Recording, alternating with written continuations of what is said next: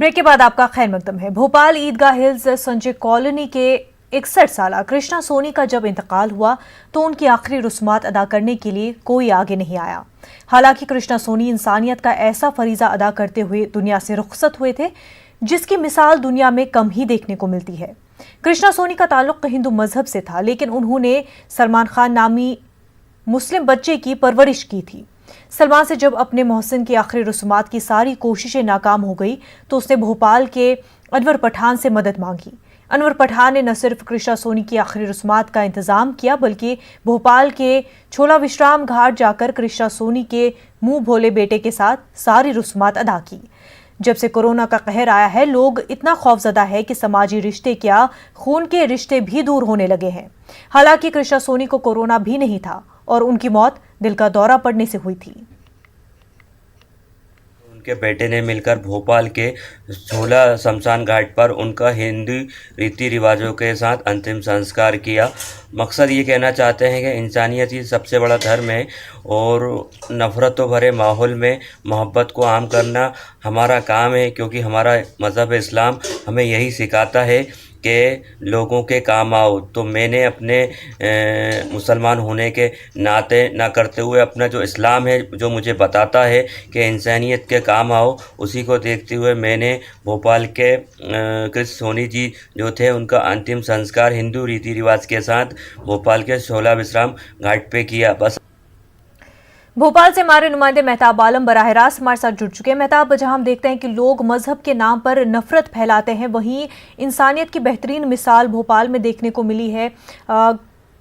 किस तरह से ये जो पूरा, क्योंकि इन्होंने न सिर्फ एक मुसलमान बच्चे की परवरिश की है बल्कि आगे जाके एक इस तरह का निज़ाम भी बनाया है जहां पर दूसरा मुसलमान जो है वो आके हिंदू मजहब के एक शख्स की आखिरी रस्मात पूरे रीति रिवाज से अदा करते हैं।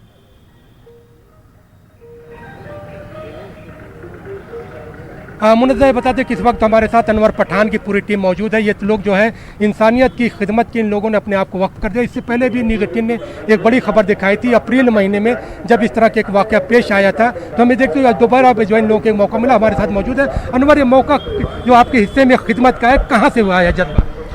जज्बा ये जो है हमारा जज्बा हमें मज़हब इस्लाम सिखाता है इंसानियत के नाते कि इंसान के काम आए। इसी को देखते हुए हमारी ऑल इंडिया मिली काउंसिलिंग की टीम पिछले लॉकडाउन से लेकर अभी तक खदमत को अंजाम दे रही है, जिसमें हम अंतिम संस्कार और दफनाने गए और लोगों की मदद के एतबार से पूरी टीम 24 घंटे तैयार रहती है खदमत के एतबार से।